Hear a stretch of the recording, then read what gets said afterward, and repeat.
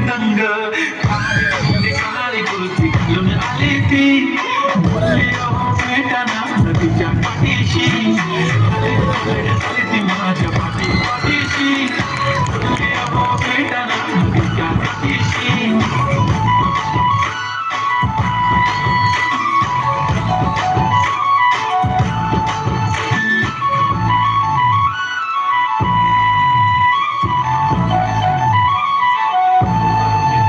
समोर आले की काही सुचत नाही वाय वाय धडक धडक धडकन जोरात धडके वाय वाय तुम्हीच माझे आहो